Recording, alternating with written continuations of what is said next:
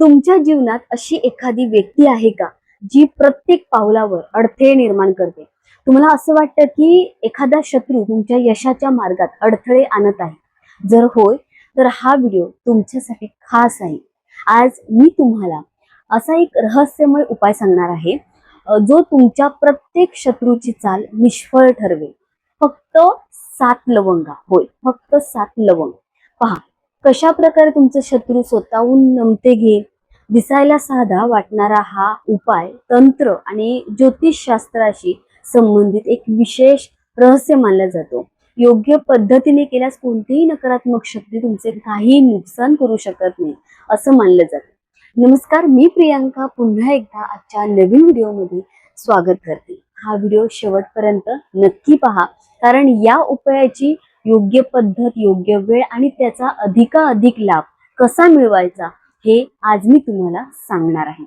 जी लोक वारंवार अडचणी, संकटे आणि विरोधाचा सामना करत असतात त्यांच्यासाठी हा उपाय संजीवनी सारखा ठरू शकतो. शत्रू साधारणपणे 2 प्रकारचे असतात. पहिले म्हणजे उघडपणे वैर करणारे शत्रू. हे लोक काय करतात? समोरून विरोध करतात आणि नुकसान करण्याचा आपला प्रयत्न करतात. अशा लोकांपासून सावध राहणं तुलनेने सोपं असते. आणि दुसरं म्हणजे गुप्त शत्रू. हे वरून मित्र असल्याचा आव आणतात, पण मनातून तुमचे वाईटच इच्छितात. हे अधिक धोकादायक असतात, कारण त्यांची ओळख पटणे कठीण असते.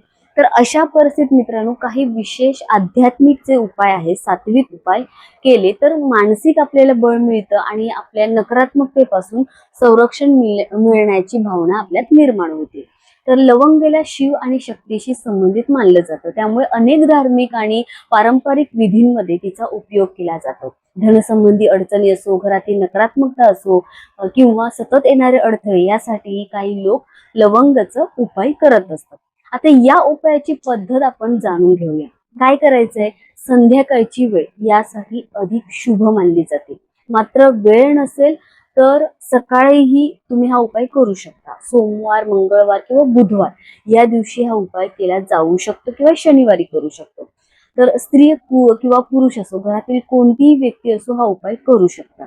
सर्वप्रथम 7 अखंड लवंग घ्या. तुटलेल्या किंवा खराब लवंगा वापरू नका.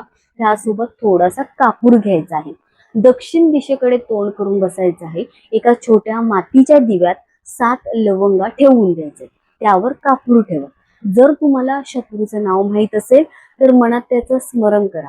जर माहीत नसेल तर फक्त शत्रू हा शब्द 21 वेळा उच्चार करायचा आहे. त्यानंतर महादेव, हनुमानजींचं ध्यान करा.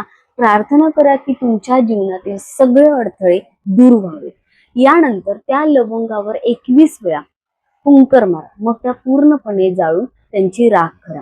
ही राख घराबाहेर एखाद्या शांत जागी मातीत विसर्जित करा. असं म्हणलं जातं की हा उपाय जो आहे सलग 4 किंवा 5 आठवडे केल्यास शत्रूंचा प्रभाव कमी होतो आणि जीवनात सकारात्मकता वाढते. याशिवाय काही लोक मंगळवार किंवा शनिवारी हनुमान मंदिरात जाऊन दिवा लावतात, हनुमान चालिसाचे पठण करतात आणि संकटांपासून संरक्षणासाठी प्रार्थना करतात. सर्वात महत्वाची गोष्ट म्हणजे स्वतःचं कर्म. नेहमी कर्म चांगले करा, चांगले विचार करा, कोणाचंही वाईट चिंतू नका. सत्य, प्रामाणिकपणा आणि सदाचार यांचा मार्ग स्वीकारायचा आहे. लक्षात ठेवा, कोणताही आध्यात्मिक उपाय, सात्विक उपाय दुसऱ्याला हानी पोहोचवण्यासाठी नसतो. त्याचा उद्देश आहे तो स्वतःचं रक्षण करणे, आत्मविश्वास वाढवणे आणि सकारात्मक ऊर्जा निर्माण करणे हा असतो. जर श्रद्धा आणि संयम आणि चांगले कर्म यांची जर साथ असेल तर जीवनातील अनेक अडथळे जे आहेत ते आपोआप दूर होऊ लागतात. तर हा जो उपाय आहे तो लवंग वापरून करायचा आहे आणि कापूर वापरून करायचा आहे. काही तुम्हाला इथे जास्त साहित्य लागणार नाही. आपल्या घरात लवंग आणि कापूर असतो, तर कापूर आणि लवंगच वापरून तुम्हाला हा उपाय करायचा आहे. जी राख आहे तुम्ही फुंकर 21 वेळा मारून ती राख जी उरेल ती घराबाहेर मातीमध्ये तुम्हाला ते खड्डा करून ती राख तिथे पुरून टाकायची आहे. आणि हा जो उपाय तुम्ही केला तर त्याचा प्रभाव तुम्हाला खूप लवकरात लवकर 1 महिन्याच्या आतमध्ये दिसून येईल. तर तुम्ही हा उपाय सोमवार, मंगळवार, बुधवार आणि शनिवारी आठवड्यातून या दिवशी करा. सलग 7 आठवडे करा. तुम्हाला याचा प्रभाव खूप चांगला दिसून येईल. तर मी तुम्हाला याच्या आधीही शत्रूवरती जर तुम्हाला शत्रूंची बाधा असेल तर शत्रूवर विजय मिळवण्यासाठी खूप छान छान साधे सोपे सात्विक उपाय सांगितलेले आहेत. एक म्हणजे हळद मिठाचा उपाय सांगितले आहे. प्रत्येक व्हिडिओमध्ये मी हळद मिठाचा उपाय जो आहे त्याचा मी नेहमी सांगते. तो व्हिडिओ तुम्ही अजूनही पाहिला नसेल तर तो पहा. त्याची लिंक मी या व्हिडिओच्या कमेंटमध्ये लिंक मी पिन करेन. तो व्हिडिओ तुम्ही नक्की आवर्जून पहा. खूप पॉवरफुल उपाय आहे तो. खूप अनेकांना त्याचा फायदा झालेला आहे. तुम्हीही पहा. नाही पाहिला असेल तर जाऊन तो उपाय करा. तुम्हाला त्याचा प्रभाव नक्की दिसेल. आठवड्याला फक्त 8 दिवसात त्याचा प्रभाव तुम्हाला दिसणार आहे. तर तो उपाय नक्की करा. आणि त्याचबरोबर हा सुद्धा उपाय तुम्ही करू शकता फक्त लवंग आणि कापूर वापरून. ओके.